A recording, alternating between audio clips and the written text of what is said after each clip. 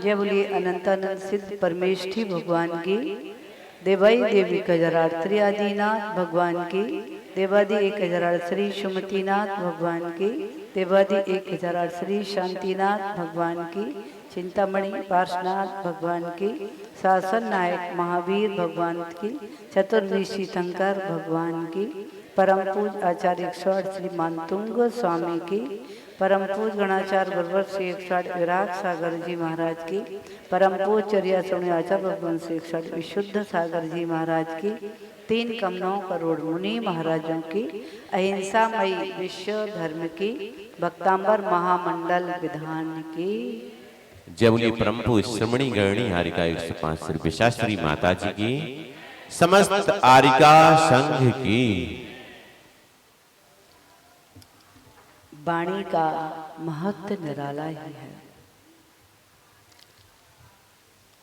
जब से भक्तांबर जी विधान प्रारंभ हुआ है, मानतुंग स्वामी के चिंतन के माध्यम से और भक्ति के माध्यम से, श्रद्धा और आस्था के माध्यम से उन्होंने जिस स्रोत को कारागार में रचा था, वो हम सभी के लिए बहुत बड़ा महास्रोत बन गया, जिसके माध्यम से आज मुझे लगता है लाखों ही नहीं करोड़ों जीवों ने अपनी आत्मा का कल्याण किया है और अपने शरीर को स्वस्थ किया है। बहुत सारी विशेषताएं इसके माध्यम से, बहुत सारे कर्मों को क्षय करके और बहुत सारे शुभ कर्मों को का आश्रय करके पुण्य का बंध किया है। ऐसी आराधना हम सभी भी संकल्प करके 48 दिन का संकल्प करके यहाँ आदिनाथ स्वामी की आराधना कर रहे हैं, और संकल्प के साथ की हुई आराधना विशेष फल को देने वाली होती है। एक तो समय मिल गया चले गए, जब इच्छा हुई तब मंदिर चले गए, जब इच्छा हुई तब पूजन कर ली, जब इच्छा नहीं है तो नहीं की। और एक संकल्प करके मुझे 48 दिन तक आदिनाथ स्वामी की आराधना इस महास्रोत के माध्यम से करना ही है। कैसी भी परिस्थिति हो, कैसा भी कुछ भी हो, तब भी करना है। ऐसा संकल्प लेकर के जो कार्य किया जाता है, हमारे आचार्य ने कह दिया है, ये संकल्प एक ऐसी सीढ़ी है जिस पर जो कदम रखता है वो सफलता को प्राप्त होता है।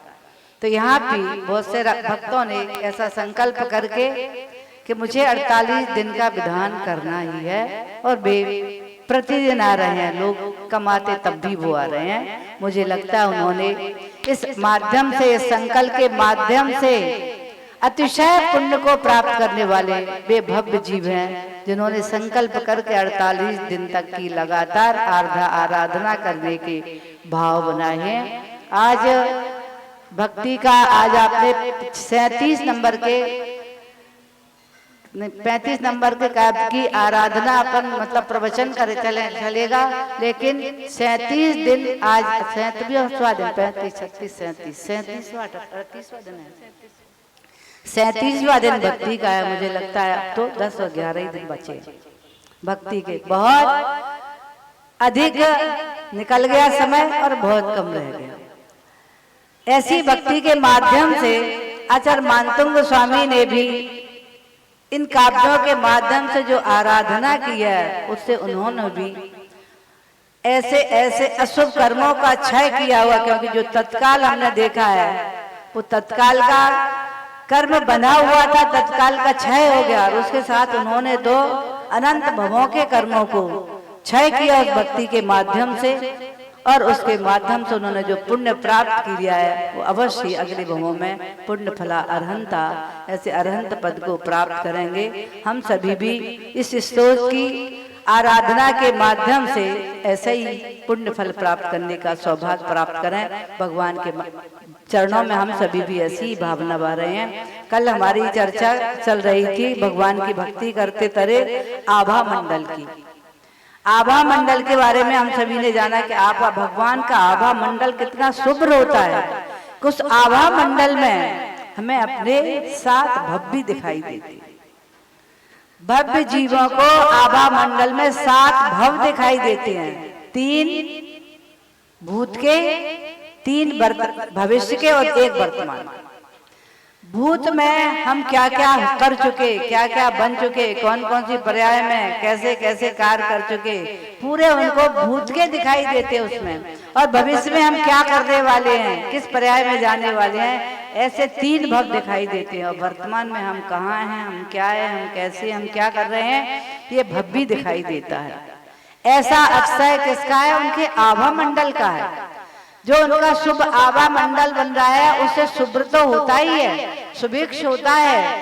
और मैंने बता दिया था मतलब जन्मजात बैरी भी मित्रता को प्राप्त हो जाते हैं। लेकिन एक और ये विशेषता होती है कि भगवान का आभा मंडल कोई दर्पण नहीं होता कि जैसे दर्पण में दिखाई दे रहा है। आभा मंडल तो एक विशुद्धि की आभा होती है, जो उनके शरीर से परिणामों की विशुद्धि से जो आभा निकल रही है उसका एक आभा मंडल बनता है। मैंने बताया था कि सभी का आभा मंडल बनता है, सभी जीवों का बनता है। इस आभा मंडल में कितना विशुद्ध होगा कि जिसमें दर्पण की तरह अपने अपने भव दिखाई दे, क्योंकि वहां भव्य जीव ही पहुंचते हैं। इसीलिए आचार्य ने लिखा है भव्य जीव अपने 7 भवों को जान करके, और अपने बारे में जो जानते हैं तो कितने उत्सुकता होती है। पहले मैंने क्या गलतियां की हैं वो भी दिख रहा है, मैं कौन था, मैं कैसा था, मैंने क्या क्या किया था, अगर अच्छा किया था, श्रेष्ठ किया था, वो भी दिख रहा है। इसलिए मुझे आज इस श्रेष्ठ कुल में जन्म मिला है।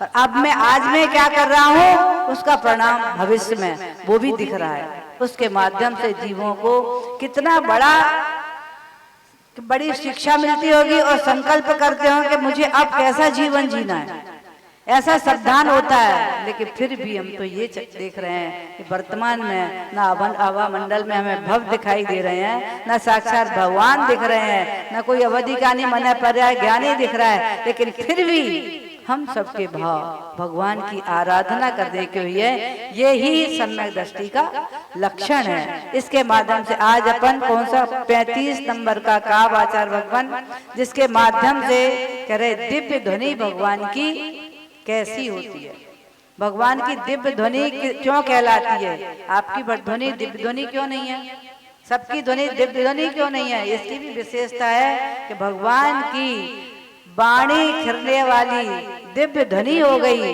वो कैसे दिव्य ध्वनि हो गई, कौन से कारण बने जो दिव्य ध्वनि हो गई, क्योंकि भगवान भी अभी चर्चा पहले कर चुके हैं कि जो आदिनाथ भगवान थे, जिस समय उन्होंने सम्यक दर्शन को प्राप्त किया था, हम सबसे बहुत पीछे थे। लेकिन हम अभी भी संसार में भटक रहे हैं। वे सिद्ध लोक में सिद्धत्व को प्राप्त करके विराजमान हो गए।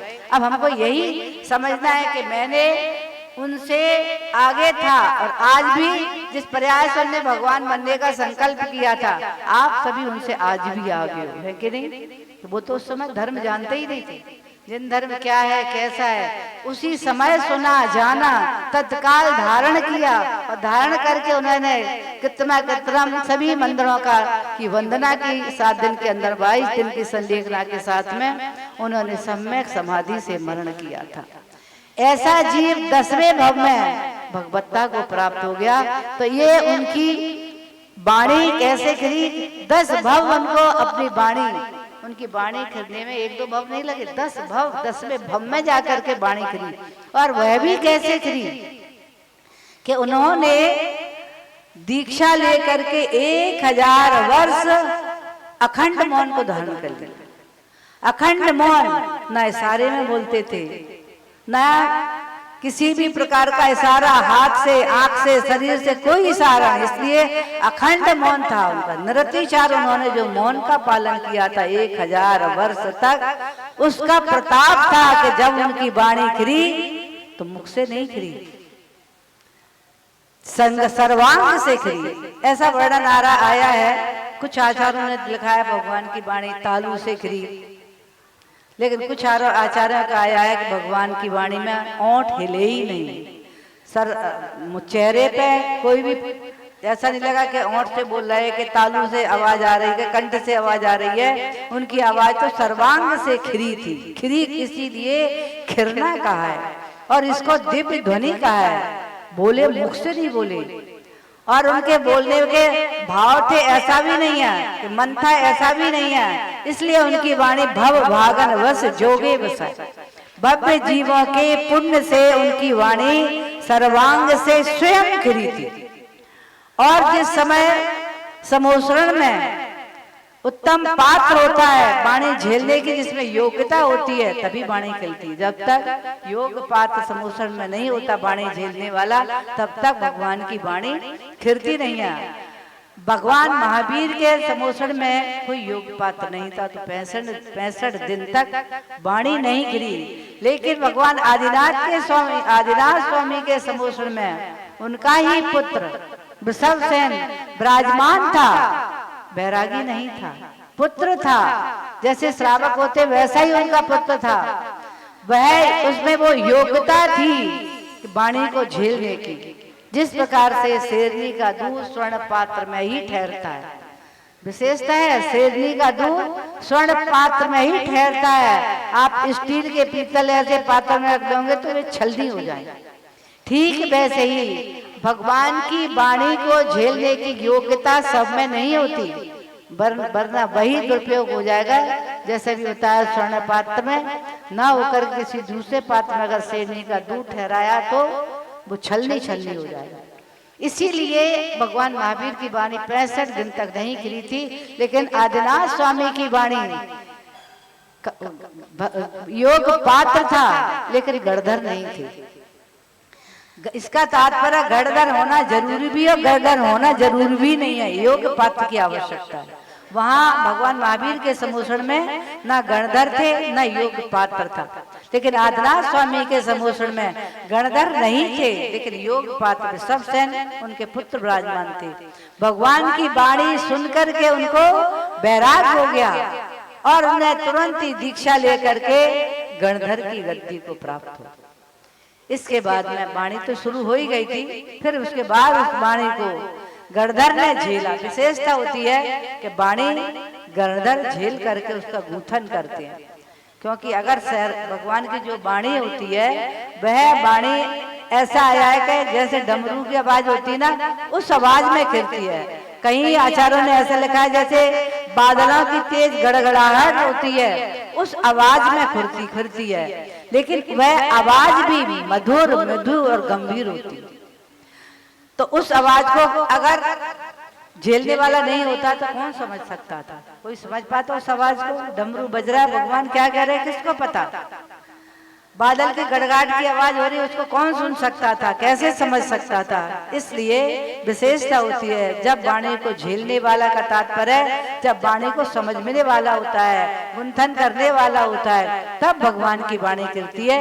ये विशेषता वहां वृषभसेन में थी। उन्हें तत्काल वैराग होकर के दीक्षा लेकर के गणधर की गद्दी पर बैठे और उन्होंने वाणी को गूंथना प्रारंभ कर दिया। और ऐसी वाणी विस्तृत रूप में कैसी खिलती है, किस प्रकार की होती है, वो आचार्य भगवान इस काव्य के माध्यम से बता रहे हैं। स्वर्गापवर्ग गम मार्ग विमार्ग श्रेष्ठा सद्धर्म तत्व कथनैक पटु स्त्रीलोक्या दिव्याधुनिर्भवति ते विशदार्थ सर्व भाषा स्वभाव परिणाम गुणै प्रयोज्य। ये विशेषता है। आचार्य भगवान मानतुंग स्वामी कह रहे हैं कि भगवान की ते आपकी, हे प्रभु आपकी दिव्य ध्वनि, उसको दिव्य ध्वनि क्यों कह दिया? क्योंकि वो अनिच्छा के और बिना आवाज के, बोले बिना, शब्द के बिना स्वयं भव्य जीवों के भाग के वशीभूत उनकी वाणी सर्वांग से खिली थी। इसलिए वह वाणी दिव्य ध्वनि कहलाती है। आवाज तो सबकी आती है, आपकी भी आवाज आ रही, हमारी भी आ जा रही, पशुओं की आवाज आती है। ध्वनि माने आवाज, सबकी आवाज होती है, लेकिन दिव्य ध्वनि नहीं होती। दिव्य ध्वनि का और तात्पर्य कह दिया है, कैसी है? मधुर, मृदु और गंभीर, हित मित्र और प्रिय। ऐसी वाणी सुनने ही माना, समझ में आई या नहीं है। लेकिन जब वाणी खिलती है उस समय गंधोदक वृष्टि हो रही है, पुष्प वृष्टि हो रही है, 12.5 करोड़ वाद्य यंत्र बज रहे हैं, फिर भी वह वाणी वाद्य यंत्रों जैसी मधुर, मृदु और गंभीर आवाज में जब सुनते हैं तो उसका आनंद लेने वाला भाव विभोर हो जाता है। ऐसी वाणी को दिव्य ध्वनि कहते हैं। और कह रहे और क्या करने वाली है वाणी?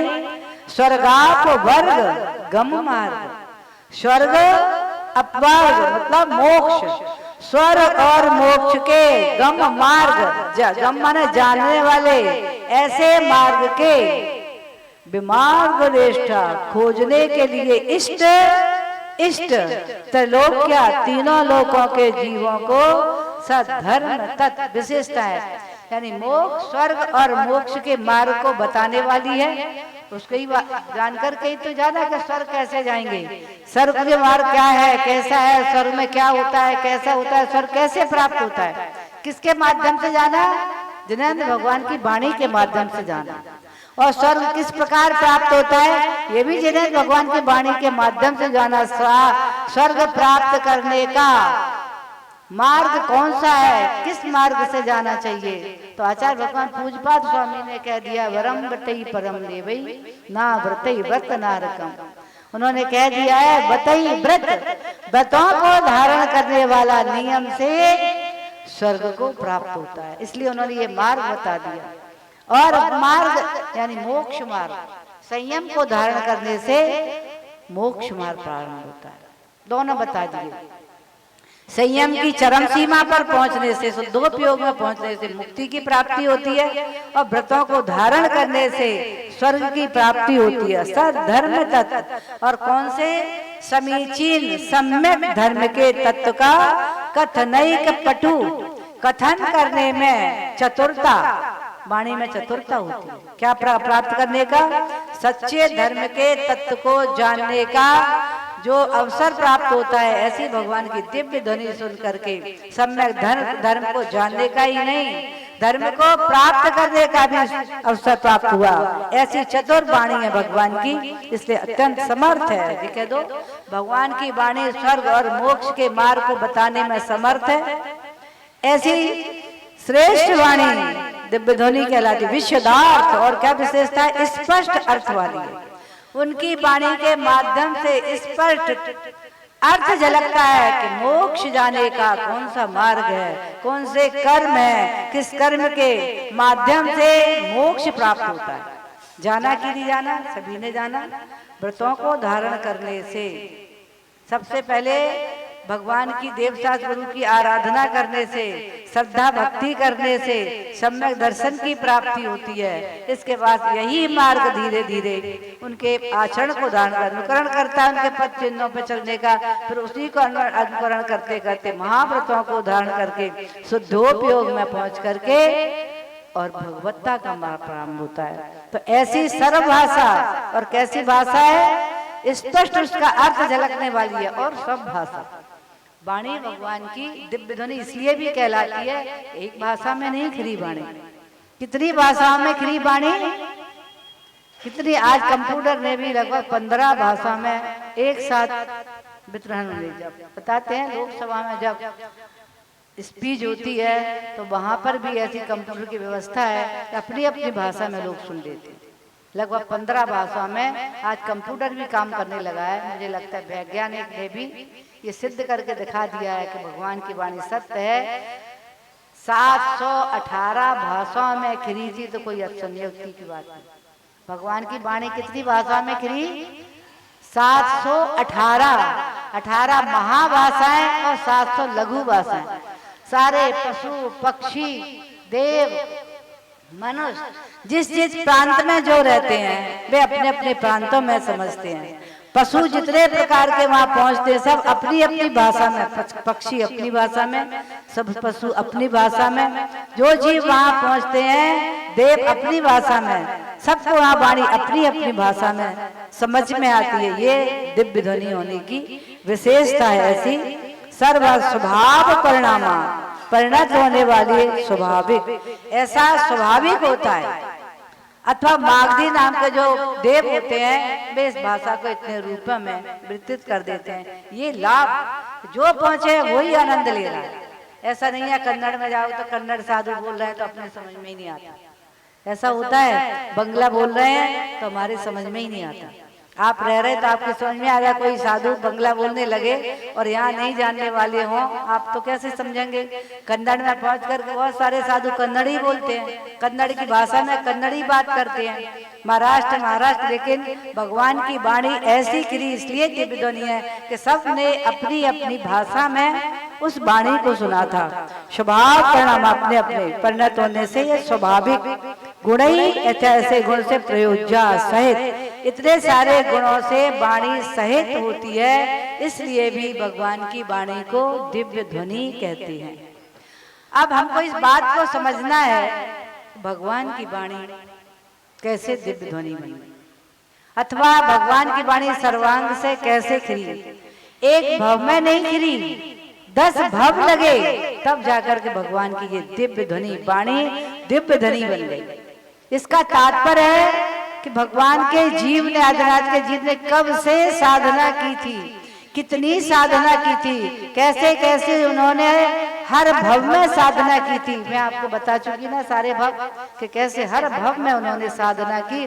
उस साधना के प्रताप से 10वें भव में आकर के इतना पुण्य अर्जित हो गया कि उनकी वाणी दिव्य ध्वनि बन गई। आचार्यों ने लिखा है, जो 6 महीने लगातार अखंड मौन का पालन कर लेता है, अखंड मौन का पालन कर लेता है, उन्होंने लिखा उसके वचन मंत्र बन जाते हैं।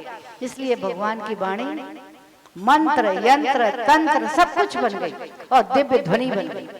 जब 6 महीने जो निरतिचार मौन का पालन करके अपनी वाणी को मंत्र बना सकता है, अक्षय पुण्य को प्राप्त हो सकता है, तो अगर भगवान की वाणी दिव्य ध्वनि बन गई, सबके मन को हरण करने वाली बन गई, सबको स्वर मोक्ष का उपदेश देने वाली बन गई, तो अतिशयोक्ति नहीं है। क्योंकि उनकी साधना कितनी थी, 10 वर्षों की थी। और ऐसी वाणी जो जो सुनता था, जब जब सुनता था, तब आनंद आता था। इसलिए लोग दौड़ते थे वाणी सुनने के लिए। पशु भी दौड़ के जा रहे, पक्षी भी जा रहे, मनुष्य भी और देव, यानी तीनों लोकों के जीव समोषण में वाणी सुनने के लिए पहुंचते थे। अब वाणी नहीं खिल रही थी तो इंतजार किया था 65 दिन। भगवान महावीर की वाणी नहीं खिली 65 दिन, लोग गए नहीं थे तो भी गए थे लोग। इंतजार था, आज बोलेंगे भगवान, आज बोलेंगे, क्योंकि लोगों को पता ही नहीं था भगवान क्यों नहीं बोल रहे। और ये भी कह लो पुण्य नहीं था, और जैसे ही पुण्य आया, योग बना और वाणी खिलना प्रारंभ हो गई थी। वाणी का ये महत्व है। ऐसी वाणी, जब भगवान को मालूम है मोक्ष हुआ, आदिनाथ स्वामी का निर्वाण हुआ, और निर्वाण महोत्सव मनाने के लिए जब वहां पर शोधरविंद अपने परकर के साथ पहुंचा, तो वो सोच रहा था चक्रेश भरत भी अवधि ज्ञानी है, उसने भी जान लिया होगा और अवश्य निर्वाण महोत्सव मनाने के लिए आया होगा। जब वो देखता है यहाँ तो भरतेश है ही नहीं, तो उन्हें पहाड़ों की ओर देखना प्रारंभ करता। तब देखता है एक चोटी के ऊपर एकांत में भरतेश बैठा हुआ।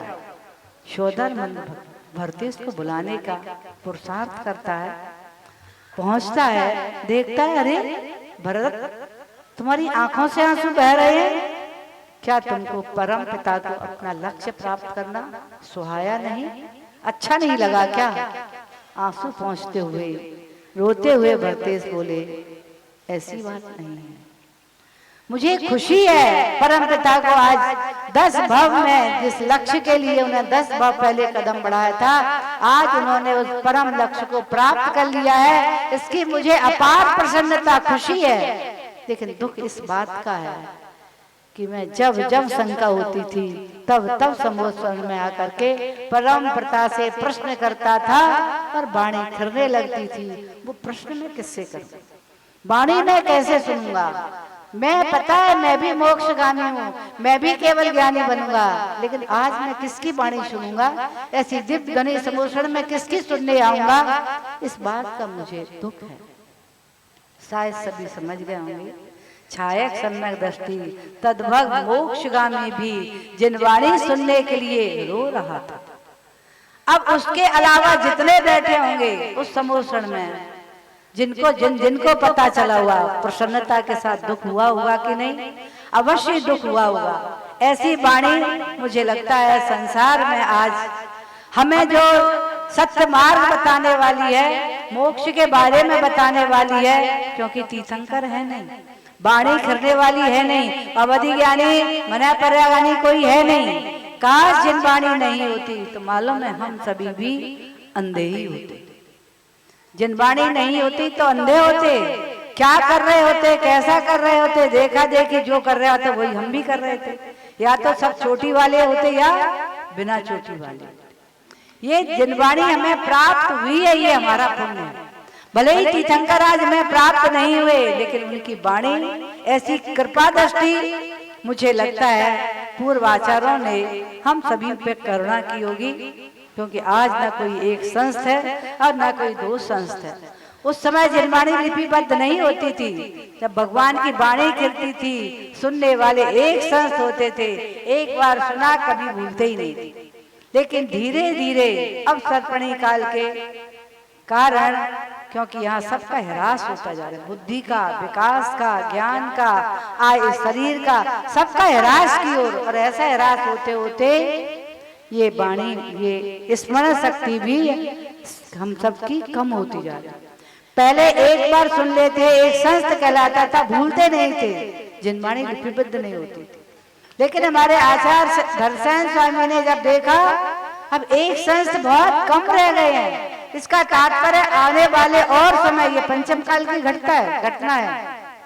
धर्मसेन स्वामी को चिंता हुई कि इतने लोगों में दो तीन, दो चार ही लोग एक संस्थ वाले हैं, आगे क्या होगा? जब एक संस्थ वाला बचेगा नहीं, दो संस्थ वाला भी नहीं बचेगा, फिर जिनवाणी कहाँ से आएगी?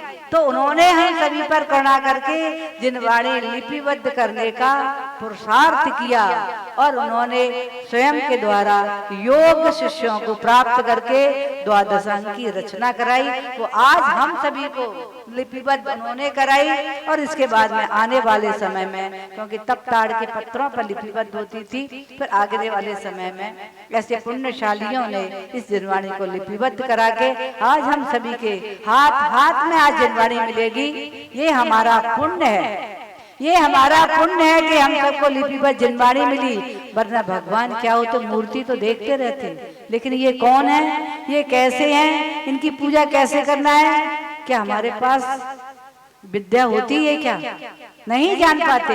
जिनवाणी जब जो जान रहे हैं आज हम जिनवाणी के माध्यम से ही जान रहे हैं। ऐसी जिनवाणी को आचार्य भगवान समंतबद्ध स्वामी ने कहा है, तीनों लोकों में अगर सबसे श्रेष्ठ कोई वस्तु है।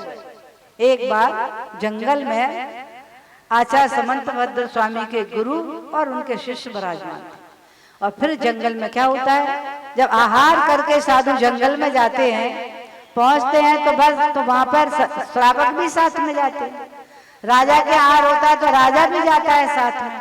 यही स्थिति जब आचार्य भगवान समंतबद्ध स्वामी के गुरु पंचम काल की घटना है। वो आहार करके जंगल में पहुंचे, उनके साथ राजा भी थे, रानी भी थे, श्रावक भी थे, रास्ते में मिलने वाले और भी बहुत लोग थे। बट वृक्ष की छाया में एक सलाह के ऊपर गुरु विराजमान हुए, और उनकी शिष्य मंडली भी वहीं बैठी हुई थी। राजा भी थे, पंडित भी थे, पादरी भी थे, श्रावक भी थे, सभी वहां विराजमान थे। चर्चा चल रही थी तत्वों की। उसी चर्चा में प्रश्न कर दिया समंतबद्ध स्वामी के गुरु ने कि संसार में सबसे शीतल वस्तु कौन सी है? उन्होंने प्रश्न किया श्रावकों से। श्रावक अपने अपने हिसाब से बोला। एक श्रावक बोला, स्वामी जी, संसार में मुझे लगता है सबसे शीतल गर्मियों के दिनों में जो बट वृक्ष की, घने बट वृक्ष की छाया मिलती है, उसके समान शीतलता और कहीं नहीं मिलती। अब कौन कहेगा? ये कृषक धूप में खेतों में निराई कर रहा है, और ये ऐसे कार्य देख रहा है, सिंचाई आदि कर रहा है, ऐसी तुए तेज धूप में जब वो थक जाता है तो बटवृक्ष की छाया में जाकर के भोजन और विश्राम करता है, तो उसको तो यही लगेगा ना सबसे शीतल वस्तु कौन है? बटवृक्ष है। तो उसने कह दिया। लेकिन तभी एक वहां पर ब्राह्मण भी बैठा था, तो वह बोला, स्वामी जी, सबसे शीतल तो चंदन होता है, जिसको ग्रहण करने में शीतलता, जिसको शरीर पर लेप करने में शीतलता मिलती है, ऐसे चंदन से अधिक शीतलता और कहाँ मिल सकती। दूसरा कोई व्यक्ति बैठा था, वह गंगा में डुबकी लगा करके आया था। बोला, रे स्वामी जी, सबसे अधिक शीतलता गंगा में डुबकी लगाने में मिलती है, ऐसी शीतलता कहीं नहीं मिलती। अपनी अपनी युक्ति से सभी बताते जा रहे थे। तब तक वहीं बैठा हुआ एक व्यक्ति बोला, चांदनी की रश्मियों में जो शीतलता होती है, ऐसी शीतलता कहाँ मिलेगी। तब तक रानी भी बोल पड़ी, स्वामी, बसरे के मोती में जो शीतलता होती है, वह शीतलता तो कहीं मिल नहीं सकती। सुन करके थक गए समंतव्रत स्वामी के गुरु, थक गए। फिर अपने शिष्यों से बोले, बस सबसे अधिक शीतलता कहाँ मिलती है, क्योंकि सबने अपनी युक्ति से बताया ये सत्य है, ये सब शीतल है। बटकी वृक्ष की छाया में शीतलता मिलती है, चंद्र के लेप से शीतलता मिलती है, गंगा के स्नान में शीतलता मिलती है, और चंदना की चांदनी में शीतलता मिलती है। लेकिन ये सारी शीतलता शरीर को मिलती है, आत्मा को शीतलता कब कैसे मिलती है। तब समंतभद्र स्वामी बोले, स्वामी, आत्मा को शीतलता तो जिनवाणी माँ के आंचल में मिलती है। प्रसन्न हो गए गुरु, और प्रसन्न होकर के बोले, श्रेष्ठ उत्तर दिया। शायद सभी समझ जाएंगे, जितनी शीतलताओं की चर्चा हुई है, ये शरीर को तो शीतल करने वाली है, लेकिन माँ जिनवाणी आत्मा को भी शीतल कर रही है और शरीर को भी शीतल कर रही है। आत्मा को जो शीतलता मिलती है वो किससे मिलती? कितने भी आप टेंशन में, जो गर्मी भड़क रही है अंदर टेंशन में, उस समय जिनवाणी मिल जाए तो शीतलता मिलती है कि नहीं?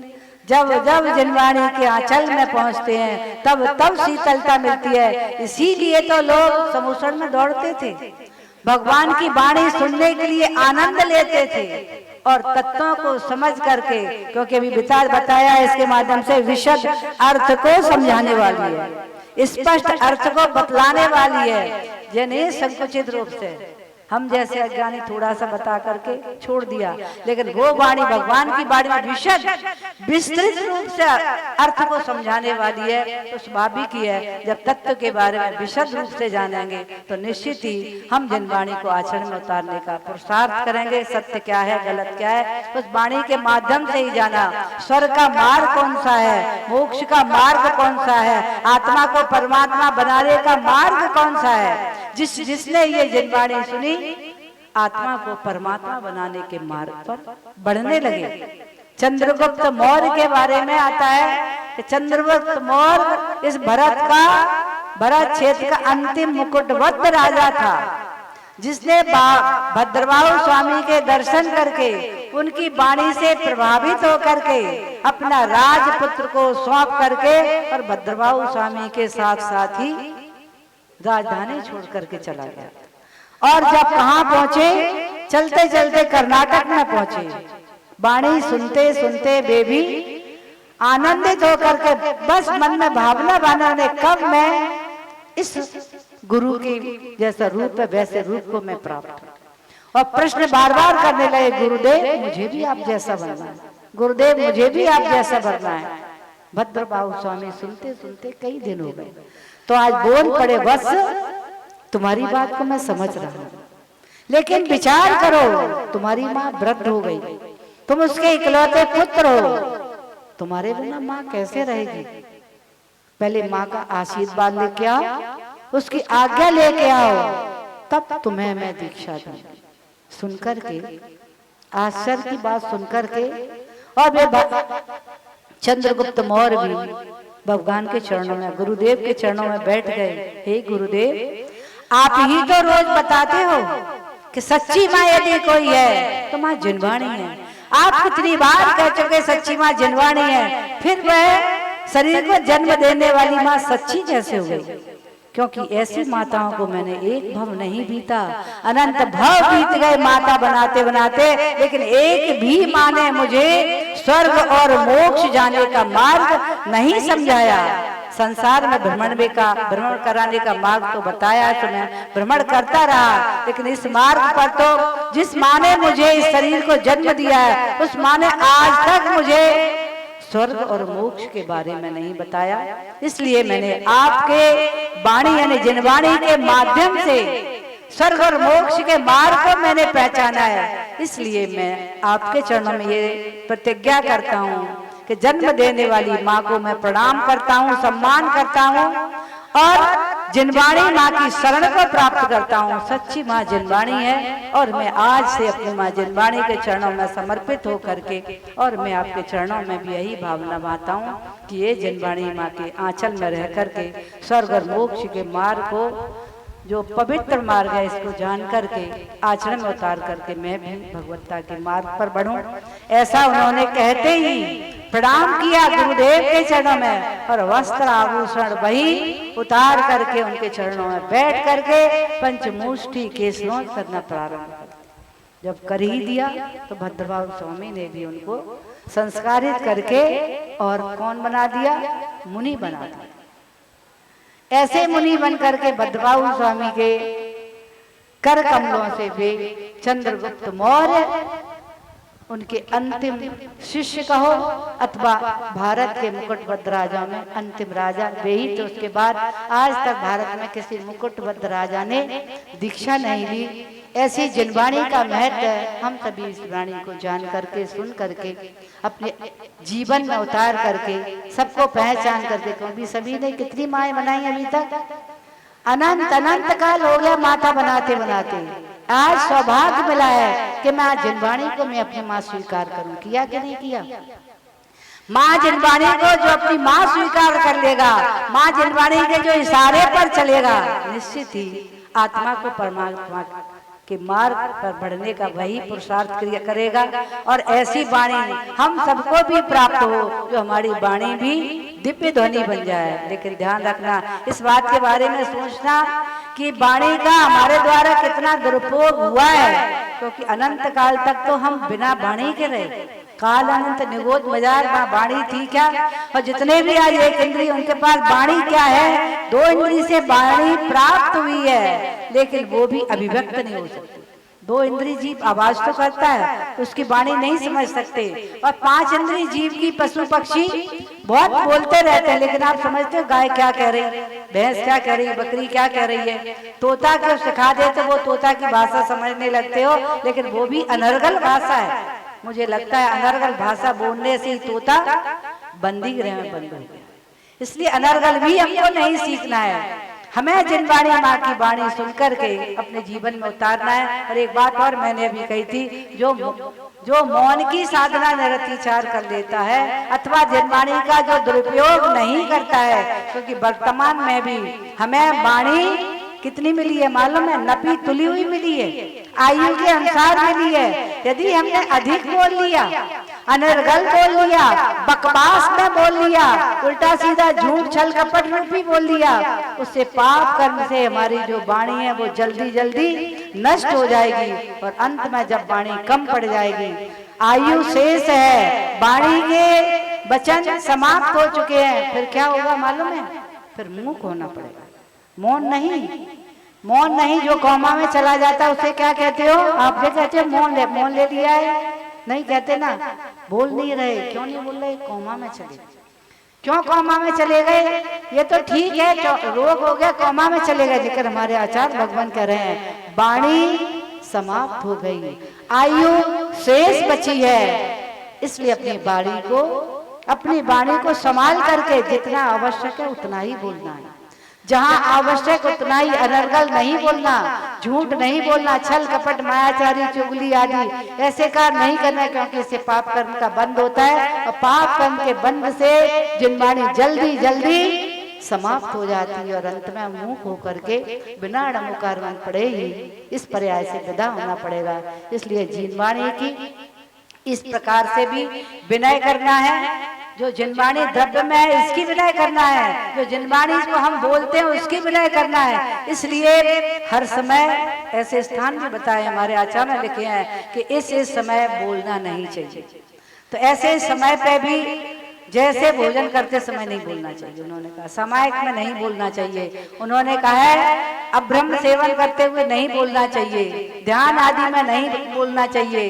इस प्रकार से उन्होंने स्थान बताए हैं कि ऐसे समय झूठ में नहीं बोलना चाहिए, मायाचारी करते में नहीं बोलना चाहिए, किसी की झूठी गवाही नहीं देना चाहिए। ऐसे समय जो वाणी का उपयोग दुरुपयोग कर लेता है उसकी वाणी भी पाप कर्म के उदय से शीघ्र जल्दी जल्दी नष्ट हो जाती है। इसलिए भी हमें अपनी वाणी को संभाल करके रखना है। और बोलने के लिए हमें आचार्य ने कह दिया है कि कैसा बोलना चाहिए, हित मित और प्रिय अथवा अनुबीची भाषा, ऐसा ही बोलना जिसके जनवाणी सुरक्षित रहेगी। और ऐसे बोलने से वाणी पुण्य से बढ़ती भी है, ऐसा भी लिखा है। जो मौन साधना करता है उसकी वाणी बढ़ती है, जो सत्य बोलता है उसकी वाणी बढ़ती है, जो हित में प्रिय बोलता है, अनुरुचि शास्त्र के अनुकूल बोलता है उसकी वाणी बढ़ती है। वह अंत समय में भी ऋमोकार पढ़ते पढ़ते अंतिम श्वास का विसर्जन करता है। ये भी हमें जनवाणी ने शिक्षा दी है। हम सभी भी अपनी वाणी का सदुपयोग करके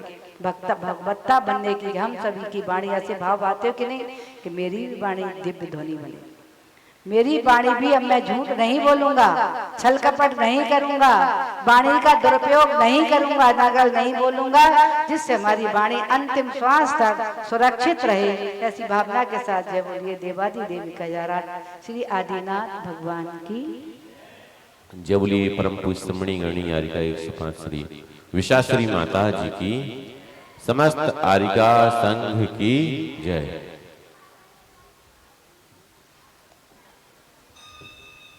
आएंगे आज के विधान के पुण्यार्जक 10 का दम ग्रुप मंडल में श्रीफल चढ़ाने के लिए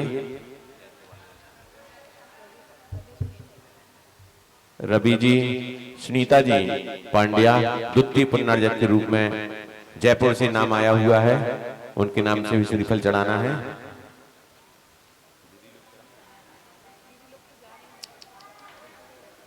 ये भैया बैठे हैं, दीपक भैया, सुमत भैया, हाँ, गुड्डू भैया, जयपुर वालों के नाम से श्रीफल चढ़ाना है, तो मिलकर चढ़ा लेंगे अपन लोग। आ जाएं श्रीफल चढ़ाने के लिए दोनों पुण्यार्जक। भक्तामरे प्रणत मौलि मलि प्रभाणा मुद्योदकम दलित पाप तमो वितानम सम्यक् प्रणम्य जिन पाद युगम युगादा वालंबनम भव जले पतितां जनाना।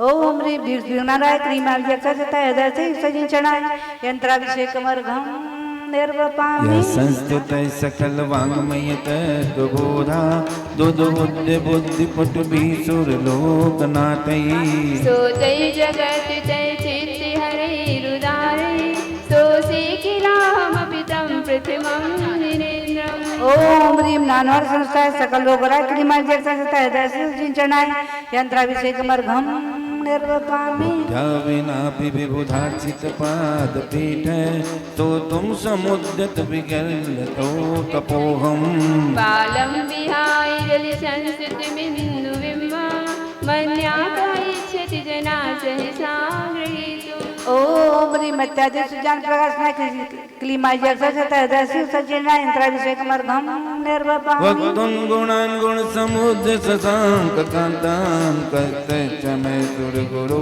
प्रतिमोपि बुद्ध्या कल्पान्ते काले पविनोदते न कृचक्रं को वाचरीतुमलिमं मुनिरिं मुजाभ्याम्। ओम ह्रीं नारद समुत्तारण क्लीमाय जक्षता हृदय से सजीना यंत्राभिषेक कमरघम सोहम तथापि तव भक्ति विशान मुनीते कर्तुं तवं विगत शक्तिरपि प्रवृत्त बीजात्म वीर्यमभिचारि मृगे मृगेन्द्रं नाभेति किं दिशसो परिपालनार्थम्। ओम ह्रीं सकल काल सिद्धि कराय क्लीमाय जक्षता हृदय से सजीना यंत्राभिषेक कमरघम निर्वपामि अल्पश्रुतं सुतवतां परिहारधाम त्वद्भक्तिरेव मुक्ति कुरुते बलान्माम्। यत्कोकिलः किलमधौ मधुरं विरौति तच्छामि चारुकलिकानिकरैकेतु। ओम यास्तार्थ प्रतिपन्न शक्ति संसता क्लीमा यक्षसता हृदय से सजी जनाय यंत्राभिषेक मर्घम निर्वपामि तत्संकमेन भविसन्तति सन्निबद्धं पापं क्षणाक्षयमुपैति शरीरभाजा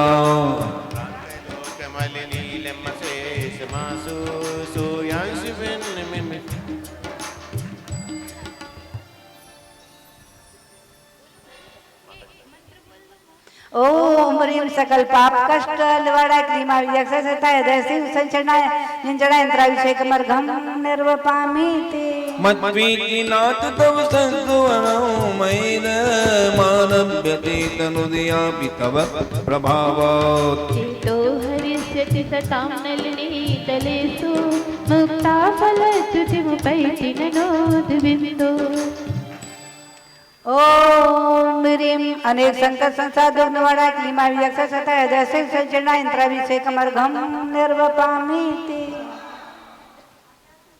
पूर्ण जल कुसुम सुगंधै अक्षतै दीप धूपै विविध फल नैवेद्यैरर्चयामि देवं सुरनरवर सेव्यं दोदानां बडेशं शिव सुखपदामं प्राणिनाथम् ओम ह्रीं अष्टल कमलाधिपते शिव सजनेन्द्रवय मार्गं निर्वपामि आस्तां तवस्तमनमस्त समस्तदोषं त्वत्सङ्कताभिजगतं दुरितानि हन्ति दूरे सहस्रकिरणा कुरुते प्रभैव पद्माकरे जलजानि विकास भाति ओम ह्रीं सकल मनोवांछित फलदात्रे क्लीमा यक्षसता हृदय से संचरणाय यंत्राभिषेक मर्घम निर्वपामि नात्यद्भुतं भुवन भूषण भूतनाथ भूतिर्गुणे भूरिभवन्त मृजीवन्त तुल्या भवन्ति भवतो ननु तेन किम्ब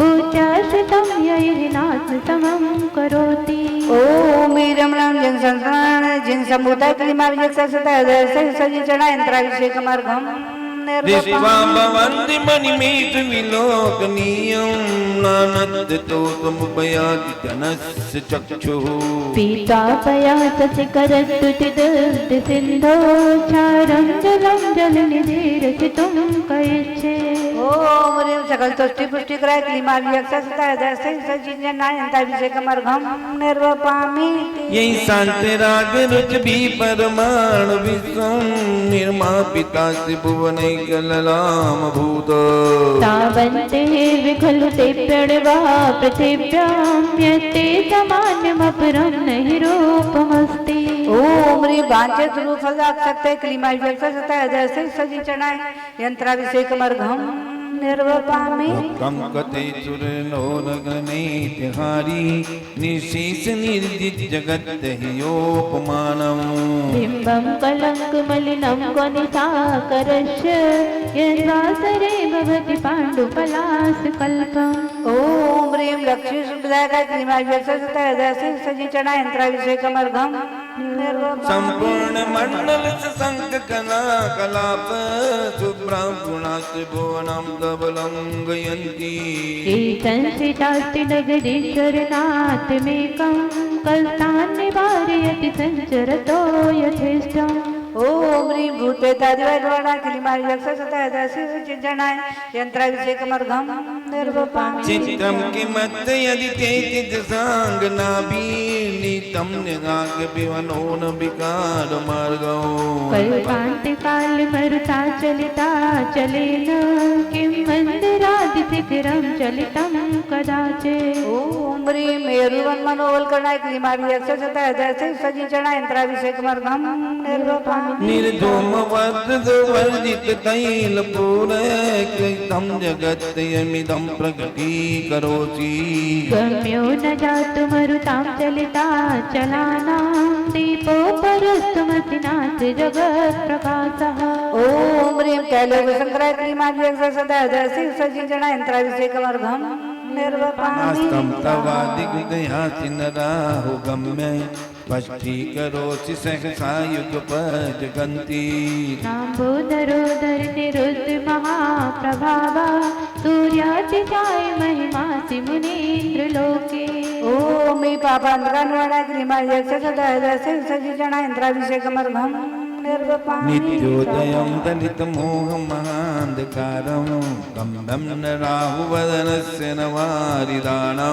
विभ्राजते तव मुखाब्धिमनल्पकान्ति विद्योदय जगत्पूर्वितताङ्कबिम्बम् ओम ह्रीं चान्दिवत्स सर्वलोकोदं कराय क्लीमा यक्ष सदा दस्य सजिजना इंद्राभिषेकमर्घम निर्वपामि किं सर्वरीषु सजनं विविवद्वावा वन्तं मुकेतु दलतेषु तमः सुनाथ निष्पन्न शालिवन शालिनि जीव लोके कार्यं किया जलधरे जलभार नम्रये ओम ह्रीं सकल कालुष दोष द्वारा क्लीमा यक्ष सदा दस्य सजिजना इंद्राभिषेकमर्घम निर्वपामि ज्ञानं यथा त्वयि विभाति कितावकातं नैवं तथा हरिहरादिजनायिकेषु तेजो महामणि सुयाति यथा महत्तम नैवं तु काच सकले किरणाकुले जैसा शोभित होता प्रभु का स्वपर प्रकाशक उत्तम ज्ञान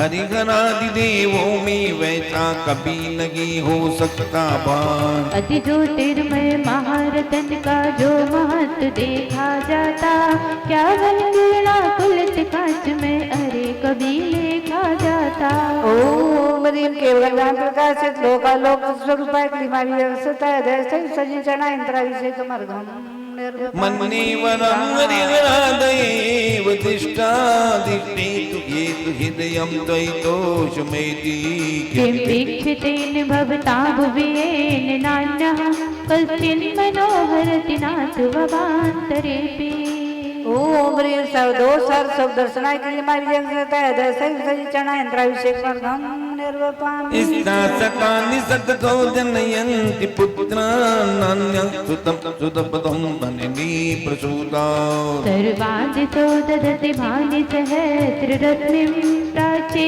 विदिग्जनयति स्फुरदं सौ सुजान सौ नारी सौ सौ सुत को जननी रहती सौ सौ ठोर तुमसे सुत के जनने वाली जनती महती है क्या और तारा गण जो सर्व दिशाएं धरे नहीं कोई खाली पूर्व दिशा ही पूर्ण प्रतापी दिनगत को जनने वाली ओम ह्रीं अद्भुत गुणा क्रीमा यक्ष सदा दस्य सजिजना इंद्राभिषेकमर्घम निर्वपामि त्वामामनन्ति मुनये परमं पुमांस वादित्यवर्णममलं तमसा पुरस्तात् तामेव संविगुप्लव्य जयन्ति मृत्युं नान्यः शिवा शिवपदस्य मुनीन्द्रपन्था ओम ह्रीं मनोवांछित फलदायक क्लीमा यक्ष सदा दस्य सजिजना इंद्राभिषेकमर्घम निर्वपामि त्वामावयं त्रिभुवनचिन्तन सत्यमाद्यं ब्रह्माण्डमीश्वरम् अनङ्गमनङ्गकेतुं योगीश्वरं विदित योगमनेकमेकं ज्ञानस्वरूपममलं प्रवदन्ति सन्तः ओम ह्रीं सहस्रनामधीशाय क्लीमा यक्ष सदा दस्य सजिजना इंद्राभिषेकमर्घम निर्वपामि हत्वा कर्मरिपुण्यकेन कटुतरां प्राप्तं परं केवलं ज्ञातमेन जनेन मोक्षफलदं प्राप्तं दुतं धर्मजम् अर्घ्येनात्र सुपूजयामि जिनपं श्रीसोमसेनेस्तोऽहं मुक्ति श्री सविलास्य जिन विभो देहि प्रभो वाञ्छितम् ओम ह्रीं दस्य षोडशल कमलापतसी विष्णुनाथमार्गं निर्वपामि स्वाहा बुद्धस्तमेव विबुधार्चित बोधिबोधात् त्वं शङ्करोति भुवनत्रय शङ्करत्वात् दाता सिद्धिर्मार्ग विधेर्विधानान् व्यक्तं तमेव भगवन् पुरुषोत्तम ज्ञान पूज्य है अमर आपका इसीलिए कहलाते बुद्ध बोनत्रय के सुख संवर्धन अतः तुम ही शंकर हो शुद्ध मोक्ष मार्ग के आद्य प्रवर्तक अदा विधाता कहीं गणे तुम सब अवनि पर पुरुषोत्तम और कौन होगा अखिले ओम ह्रीं सर्वदर्शन परमता क्लीमा यक्ष सदा दस्य सजिजना इंद्राभिषेकमर्घम निर्वपामि तुभ्यं नमस्ते भुवनार्ति हराय नाथ तुभ्यं नमस्ते तितलामलभूषणाय तुभ्यं नमस्त्रिजगतः परमेश्वराय तुभ्यं तदि शोष तीन नाय। लोक के दुख हरण करने वाले हैं तुम्हें नमन। भूमंडल के निर्मल भूषण आदि जिन्हें कर तुम्हें नमन। हे त्रिभुवन के अखिलेश्वर हो तुमको बारंबार नमन। भवसागर के तोषक पोषक भव्य जनों के तुम्हें नमन। ओम ह्रीं दानाद क्लीनाय क्लीमा जगसदा हृदय शिव संजीचना इंद्राभिषेक समर्घम निर्वपाम। को विस्मयोत यदि नाम गुणेर से त्वं संस्थितो निरतुकातया मुनीशे। दोषैरुपाति विविधाश्रय जाति गर्भे सपनान्तरे न कदाचिद पीछतो। गुण समूह एकत्रित होकर तुम में यदि पाचुके प्रवस आश्चर्य न मिल पाए हो अन्य आश्रय उन्हें जिन्हें। देव कहीं जाने वालों से आश्रित होकर गर्वित दो तेरी ओर न झांक सके वे स्वप्न मात्र में हे गुण को। ओम ह्रीं सकल दो दुर्गता क्लीमा भी सदा हृदय शिव संजीचना इंद्राभिषेक समर्घम निर्वपाम स्वाहा। उच्चैर शोकतरु संस्थित मयूख मामाति रूपममलं भवतो नितान्तम्। वस्तोल्लसत्किरण मस्ततमो वितानं बिम्बं रवेरिव पयोधर पार्श्ववर्ती। ओम ह्रीं अशोक विराजमानाय क्लीमा सदा हृदय शिव संजीचना इंद्राभिषेक समर्घम निर्वपाम। सिंहासने मणिमयूख शिखा विचित्ते विभ्राजते तव पूगलनादगातौ। बिम्बं वियद्विलसदंशुलता वितानं तुंगोदयाद शिरसीव सहस्र। मणिमुक्ता किरणों से नित्य अद्भुत शोभित सिंहासन कांतिमान कंचन सादिकता जिस पर तव कमनीय बदन। उदयाचल के तुंग शिखर से मानो सहस्र रश्मि वाला किरण जाल फैला कर निकला हो करने को उदयाला।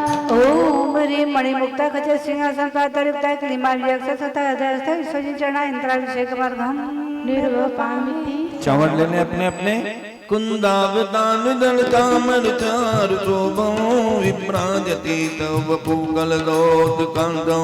उद्धक्ष शांति सुचि निर्जर बारी धार मुझे तटम सुरगिरेर विसात। जुड़ती सुंदर चंवर विमल अति नवल कुंद के पुष्प समान शोभा पाती देह आपकी रोप्य धवल सी आभावान। कनकाचल के तुंग श्रृंग से झर झर झरता है निर्जल चंद्र प्रभा सब उछल रही हो मानो उसके ही तट पर। ओम ह्रीं चतुष्षष्ठी चांद प्रातरुक्ताय क्लीमा सदा हृदय शिव संजीचना इंद्राभिषेक समर्घम निर्वपाम। छत्रत्रयं तव विभाति शशांक कांते मुच्चैस्थितं जगति भानुकर प्रतापौ।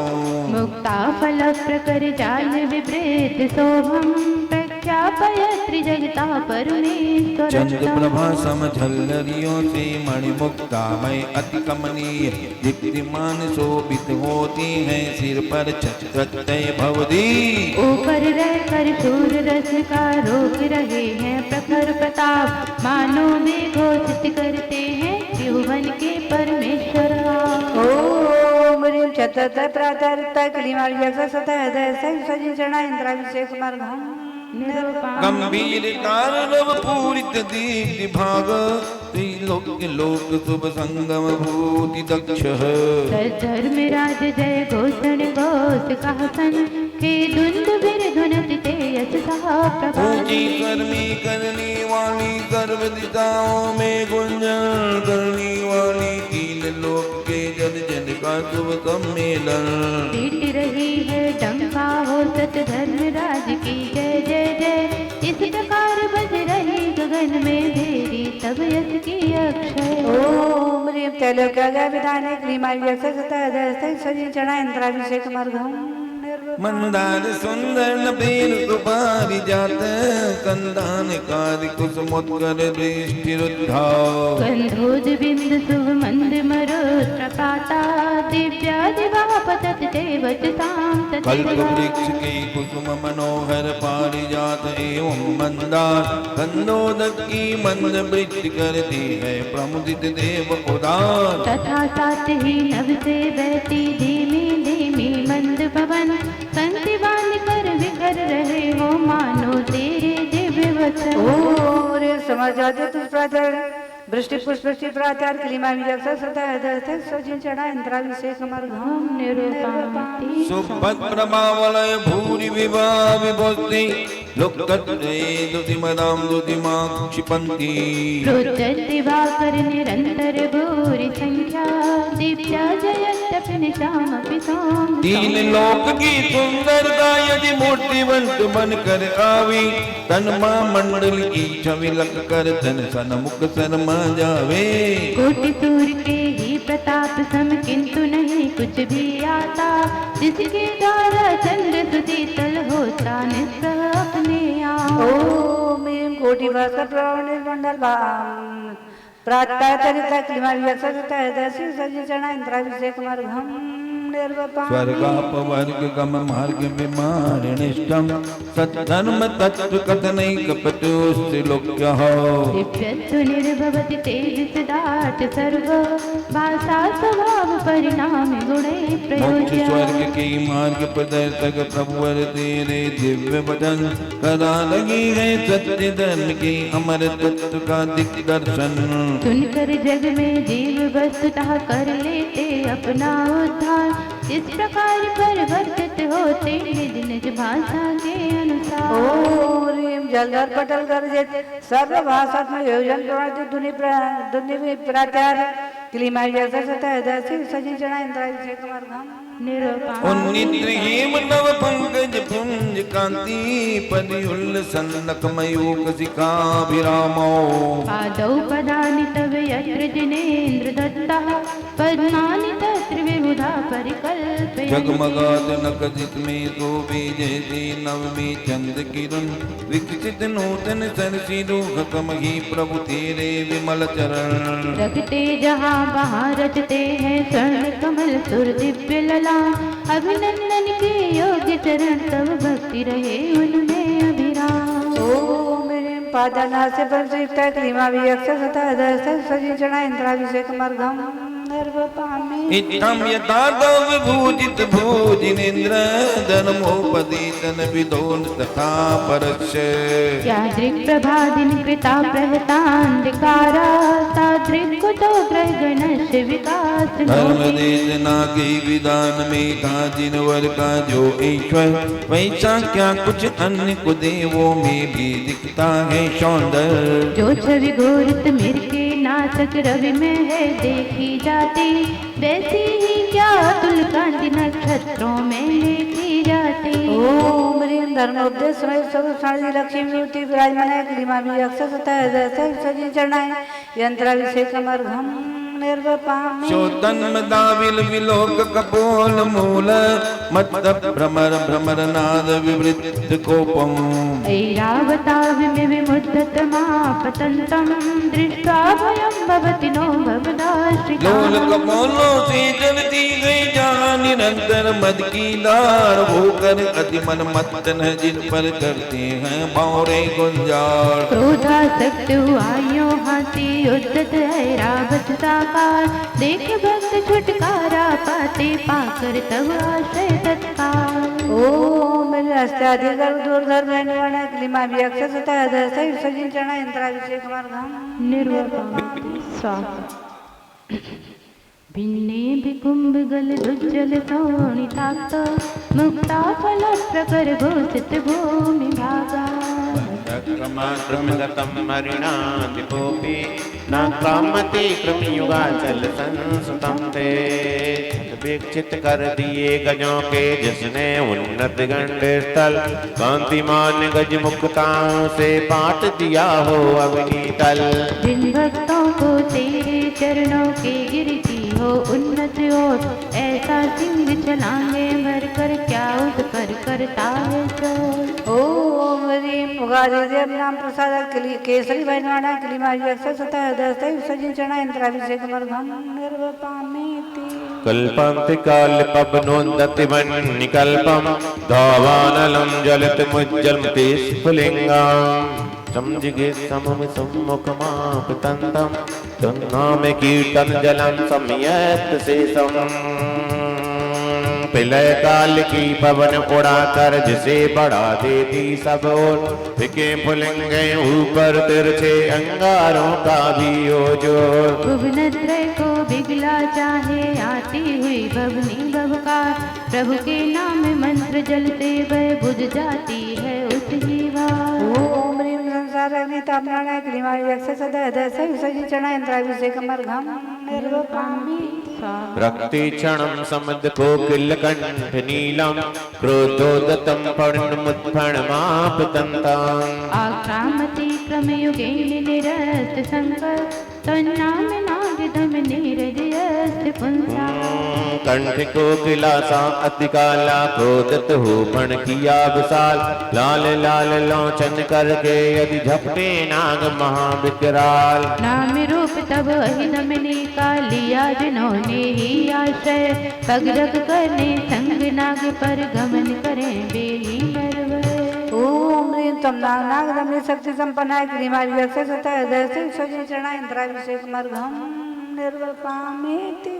वल्गत्तुरंग गज गर्जित भीमनाद, मां जौवलम बलवतामपि भूपतिनाम। उद्धत दिवाकर योग सिखा पवित्रम, तत्कीर्तिना तमेवासुविधामुपैति। जहाँ अश्व की और गजों की चीत्कार सुन पड़ती घोर, सूरवीर नृप की सेनाएं रब करती हों चारों ओर। वहाँ अकेला शक्तिहीन नर जप कर सुंदर तेरा नाम, सूरत मेरे सम सूर सैन्य का कर देता है काम तमाम। ओम ह्रीं संग्राम मध्य क्षमकाय क्लीमाय यक्ष सदा हृदय विसर्जी चढ़ा इंद्राभिषेक मर्घम निर्वकामी। कुंताक भिन्न गण शोणित वारी वाह, वेगावतार तरणा दुर्योध भीमे। युद्धे जयं विदित दुर्जय दे पक्षा, त्वत्पाद पंकज वनाश्रयणो रण में भालो से वेदित गज तन से बहता रक्त अपार, वीर लड़ाकू जय आतुर है रुद्र नदी करने को पार। भक्ति तुम्हारा हो निराश तय लग हरि सेना दुर्जय रो, तव पादार बिंद पाश्रय जय पाता उपहार शरो। ओम ह्रीं भंगमयादि बनवाणा क्लीमाय यक्ष सदा हृदय विसर्जी चढ़ा इंद्राभिषेक मर्घम। अम्भौनि दो चुबित भीषण नक्र चक्र, पाटीन पीठ भय दुल्वण वाड़ भग्नौ। रंगत तरंग शिखर स्थित यान पात्रा, त्रासम विहाय भवता स्मरणान प्रजन्ते। वह समुद्र की जितमें होवे मत्स्य मगर एवं घड़ियाल, धूपा लेकर उठती होवे भयकारी लहरे उताल। भ्रमर चक्र में फंसी हुई हो बीचों बीच अगर चलियान, छुटकारा पा जाते दुख से करने वाले तेरा ध्यान। ओम ह्रीं संसाराभ्युदाय क्लीमाय यक्ष सदा हृदय विसर्जी चढ़ा इंद्राभिषेक मर्घम निर्वकामी। उद्भूत भीषण जलोदर वार भग्ना, सोचात तामुपगिधाच्युत विपिताशा। तत्पाद पंकज रजोनत देत देहा, मर्चा भवन्ति मकरध्वज तुल्य। असहनीय उत्पन्न हुआ हो विकट जलोदर पीड़ा भा, जीने की आशा छोड़ी हो देख दशा दयनीय अपार। ऐसे व्याकुल मानव पाकर तेरी पदरज संजीवन, स्वास्थ्य लाभ कर बनता उनका काम देव था सुंदर तन। ओम ह्रीं दाता जलोदर अष्टदष्ट कुष्ठ सन्निपात अधिरोगराय क्लीमाय यक्ष सदा हृदय विसर्जी चढ़ा इंद्राभिषेक मर्घम। आपाद कंठ मुर सिंकल वेष्टितांगा, गाढ़म विहन निगड़ कोटि निगृष्ट जंघा। तन्नाम मंत्र मन सम्मनुजा स्मरन्ता, संध्यान स्वयं विगत गंध भया भवन्ति। लोग सिंगला सी जकड़ी है नक्सी सिक तक देह समझ, घुटनी जांगे छिने बेड़ियों सी अधीर जो हो अतिकर। भगवन ऐसे बंदी जन भी तेरे नाम मंत्र का जा, तप कर गत बंधन हो जाते क्षण भर में अपने ही आप। ओम ह्रीं नारायण कठिन बंधन दूर करनाय क्लीमाय यक्ष सदा हृदय विसर्जी चढ़ा इंद्राभिषेक मर्घम मद्दज पेंद मिगराज दवान लागी चंग्राम वारिधि महोदर बंधनोद्धव सत्यासनासमुपयाति भयं देव यस्तावकं सविममतिमान ईश्वर के गुण स्तवन का करते अहिन नो चिंतन भयती भयाकुलित हो उनसे भग जाता है ये स्वामी कुंदर समर सिंह शोक रुज अहिदावानल कारागा इनके अति भीषण दुखों का भी हो जाता क्षण संहार। ओम श्री गौरी विघ्न विनाशनाय निर्माण व्यक्तता दस्ते सजी चरणा इंद्राभिषेकमर्घम निर्वापयामि स्तोत्रजं कवचनेन्द्र गुणे निबन्धं भक्तामया विविध वर्ण विचित पुष्पां सत्ते जनो यही कंठगता मजस्रं तं मानतुंगमवसा समपैति लघ्ने। हे प्रभु तेरे गुणों ध्यान की प्यारी से चुन दिव्य ललाम गूंती विविध बैण समनों की गुणमाला सुंदर अभिराम। श्रद्धा सहित भक्त जन जो भी कंठाभरण बनाते हैं माने तुंग सम निश्चित सुंदर मोक्ष लक्ष्मी को पाते हैं। ओम सकल कारसाधन समर्थाय क्रीमाभिषेकसुताय दस्ते सजी चरणाय यंत्राभिषेकमर्घम निर्वापयामि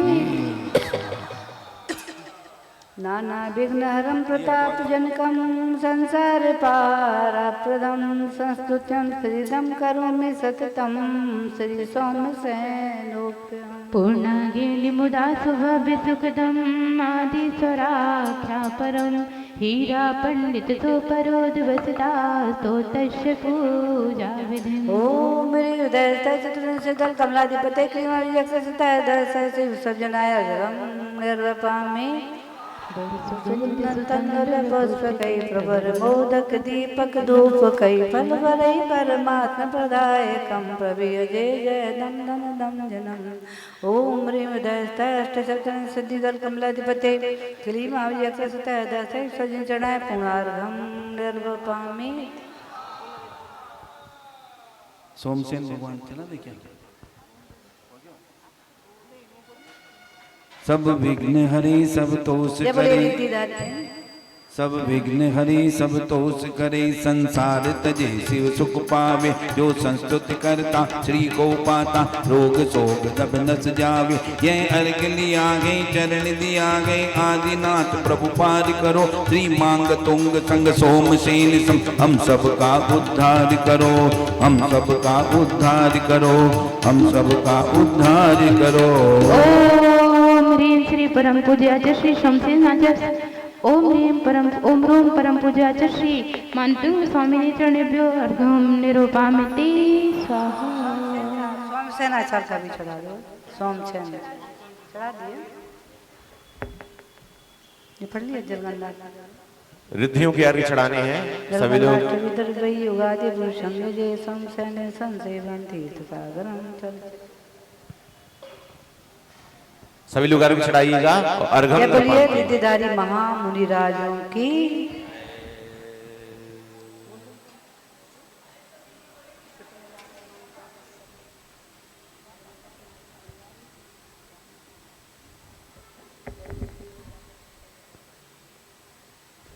देवली पुष्पनिगे निहारिका माइक समाज श्री माता जी की।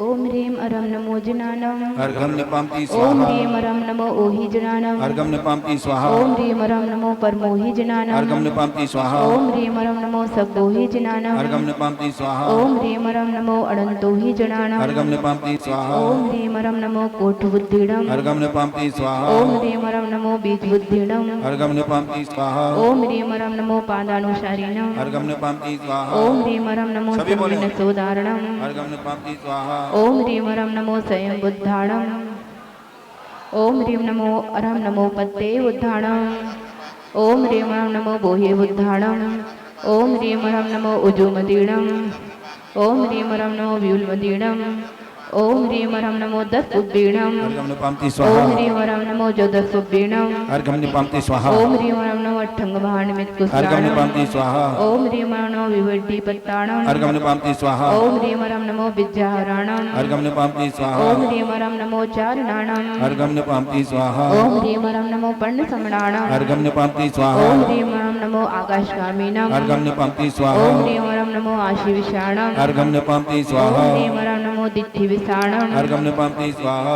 ओम ह्रीं वरं नमो उक्तवाणम् अर्घ्यमुपैति स्वाहा ओम ह्रीं वरं नमो दित्तवाणम् अर्घ्यमुपैति स्वाहा ओम ह्रीं वरं नमो तत्तवाणम् अर्घ्यमुपैति स्वाहा ओम ह्रीं वरं नमो महातवाणम् अर्घ्यमुपैति स्वाहा ओम ह्रीं वरं नमो घोरतवाणम् अर्घ्यमुपैति स्वाहा ओम ह्रीं वरं नमो घोरगुणाणम् अर्घ्यमुपैति स्वाहा ओम ह्रीं वरं नमो घोरगुणपरक्रमाणम् अर्घ्यमुपैति स्वाहा ओम ह्रीं वरं नमो घोरब्रह्मचारिणम् अर्घ्यमुपैति स्वाहा ओम ह्रीं वरं नमो सब्बोसहिपत्ताणम् अर्घ्यमुपैति स्वाहा ओम ह्रीं वरं नमो खिल्लोसे ओम आमोसहिपत्ताणम् अर्घ्यमुपैति ओम स्वाहा ह्रीं वरं नमो खिल्लोसहिपत्ताणम् अर्घ्यमुपैति स्वाहा ओम ह्रीं वरं नमो जल्लोसहिपत्ताणम् अर्घ्यमुपैति स्वाहा ओम ह्रीं वरं नमो विप्पोसहिपत्ताणम् अर्घ्यमुपैति स्वाहा ओम ह्रीं वरं नमो सब्बोसहिपत्ताणम् अर्घ्यमुपैति ओम स्वाहा ह्रीं वरं नमो मणबलीणम् अर्घ्यमुपैति ओम स्वाहा ह्रीं वरं नमो बच्चीबलीणम् अर्घ्यमुपैति स्वाहा ओम ह्रीं वरं नमो कायबलीणम् अर्घ्यमुपैति स्वाहा ओम ह्रीं वरं नमो क्षीरसवीणम् अर्घ्यमुपैति स्वाहा ओम ह्रीं वरं नमो सप्पीसवीणम् अर्घ्यमुपैति स्वाहा ओम ह्रीं वरं नमो महुर्सवीणम् अर्घ्यमुपैति स्वाहा ओम ह्रीं वरं नमो अमीयसवीणम् अर्घ्यमुपैति स्वाहा ओम ह्रीं वरं नमो अक्षीणमहानसाणम् अर्घ्यमुपैति स्वाहा ओम ह्रीं वरं नमो बड्डमाणाणम् अर्घ्यमुपैति स्वाहा ओम ह्रीं वरं नमो सब्ब सिद्धाय दणाणम् अर्घ्यमुपैति स्वाहा ओम ह्रीं वरं नमो सब्ब साहूणम् अर्घ्यमुपैति स्वाहा इसमें तो सही करेंगे। जाप होंगे 108 पहुंच जाइएगा जाप के लिए। पुण्यार्जक वहां पहुंच जाए।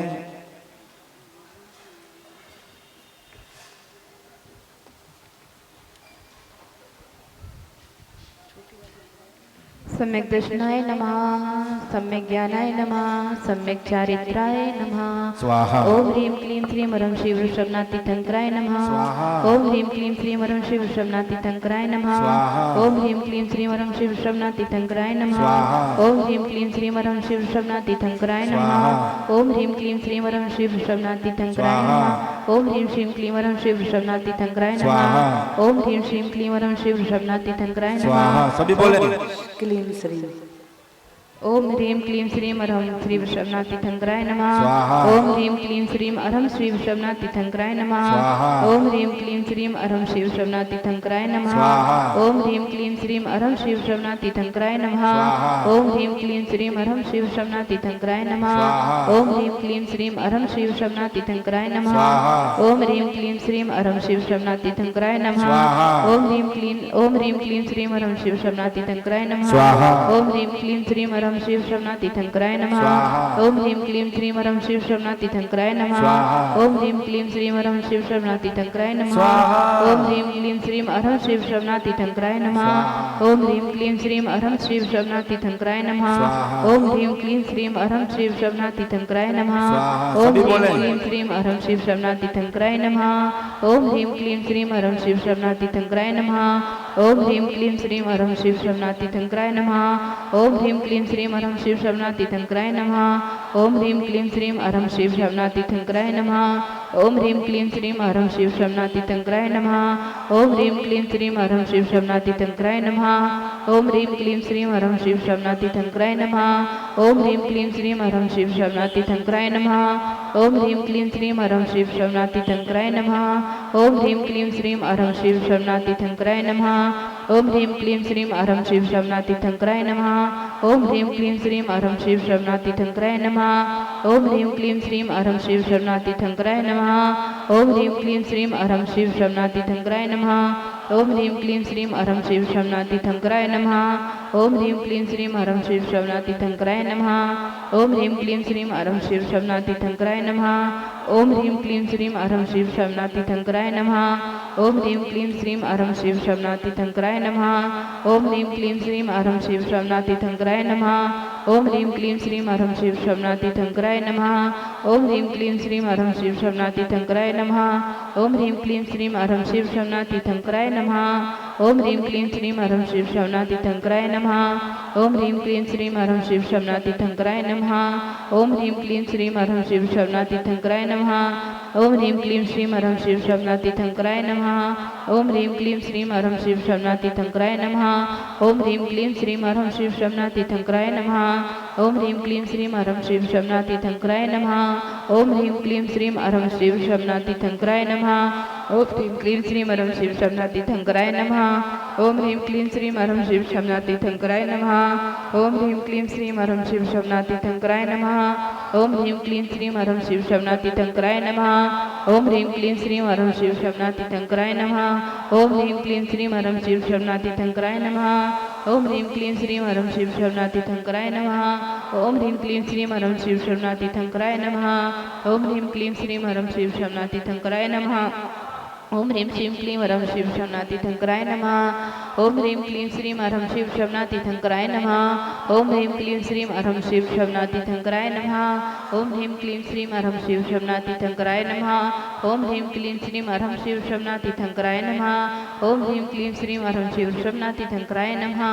ओम ह्रीं क्लीं श्रीं हरं शिव शमनातीर्थंकराय नमः। ओम ह्रीं क्लीं श्रीं हरं शिव शमनातीर्थंकराय नमः। ओम ह्रीं क्लीं श्रीं हरं शिव शमनातीर्थंकराय नमः। ओम ह्रीं क्लीं श्रीं हरं शिव शमनातीर्थंकराय नमः। ओम ह्रीं क्लीं श्रीं हरं शिव शमनातीर्थंकराय नमः।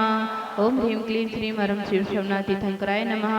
ओम ह्रीं क्लीं श्रीं हरं शिव शमनातीर्थंकराय नमः। ओम ह्रीं क्लीं श्रीं हरं शिव शमनातीर्थंकराय नमः। ओम ह्रीं क्लीं श्रीं हरं शिव शमनातीर्थंकराय नमः। ओम ह्रीं क्लीं श्रीं हरं शिव शमनातीर्थंकराय नमः। ओम ह्रीं क्लीं श्रीं हरं शिव शमनातीर्थंकराय नमः। ओम ह्रीं क्लीं श्रीं हरं शिव शमनातीर्थंकराय नमः। ओम ह्रीं श्रीं क्लीं हरं शिव शमनातीर्थंकराय नमः। ओम ह्रीं श्रीं क्लीं हरं शिव शमनातीर्थंकराय नमः। ओम ह्रीं क्लीं श्रीं हरं शिव शमनातीर्थंकराय नमः। ओम ह्रीं क्लीं श्रीं हरं शिव शमनातीर्थंकराय नमः। ओम ह्रीं क्लीं श्रीं हरं शिव शमनातीर्थंकराय नमः। ओम ह्रीं क्लीं श्रीं हरं शिव शमनातीर्थंकराय नमः।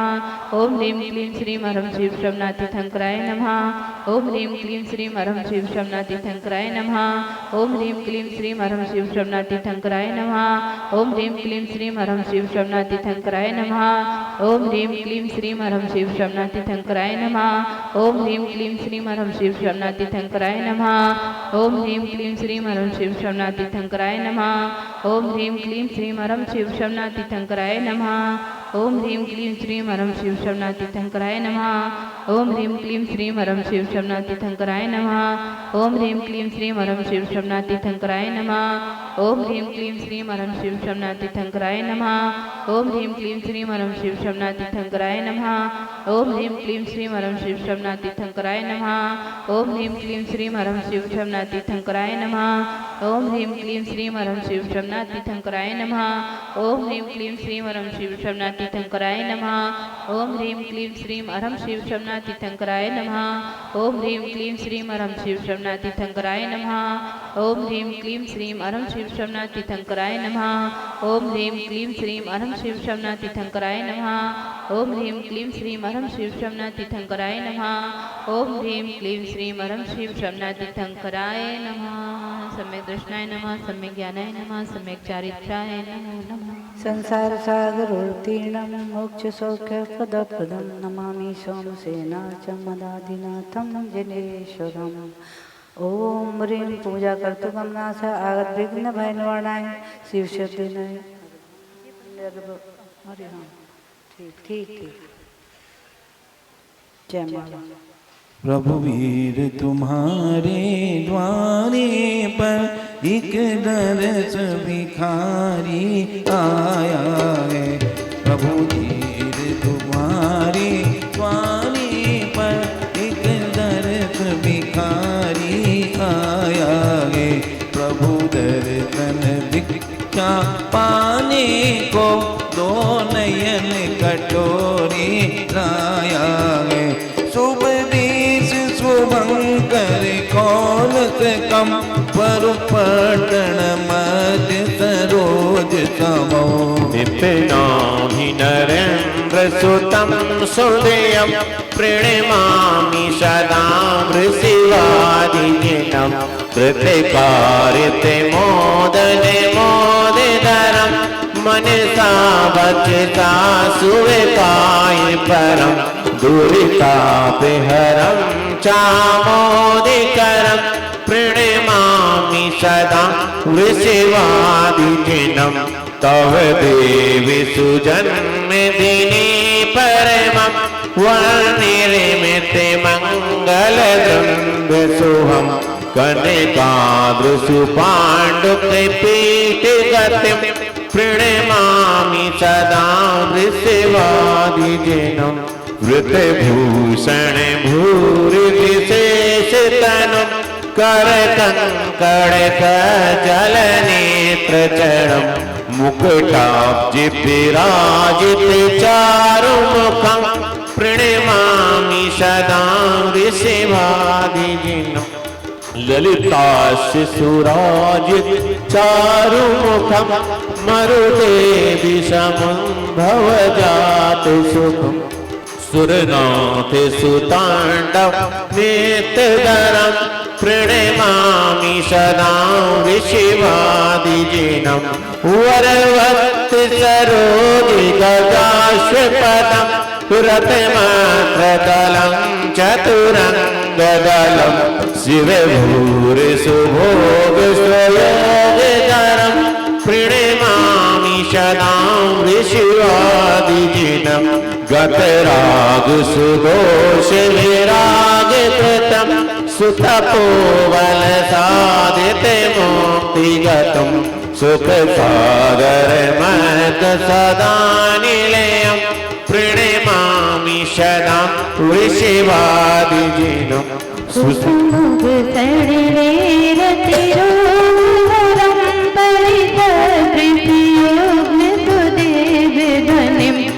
केवल ज्ञान विकासितनं प्रणमामि सदा वृषभादिजिनं उपदेश सुतत्व विकासितं कमलाकर लक्षण पूर्णवरं भवित्रासित कर्मिकलं केहरं प्रणमामि सदा वृषभादिजिनं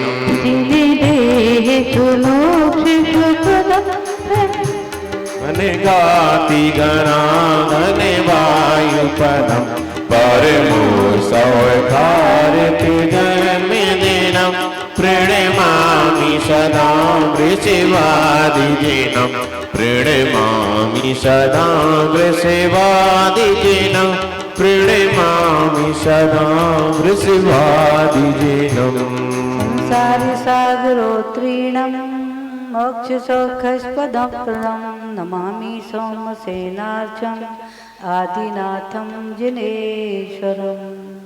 ओम ह्रीं पूजा कर्तु कर्मनाशाय आगत विघ्न भय निवारणाय वा ऋषि शब्देवाय नर प्राप्तार्थं निर्वपामि स्वाहा पंच कल्याणनाथा कलिलमल सुहर्ता विश्वविघ्नौघहन्ता श्रीपद सुख हेतु नाभिराजस्वनो भवजलनिधिभूतो विश्वमोक्षाय नाथा इत्यादि आशीर्वादं परिपुष्पाञ्जलिं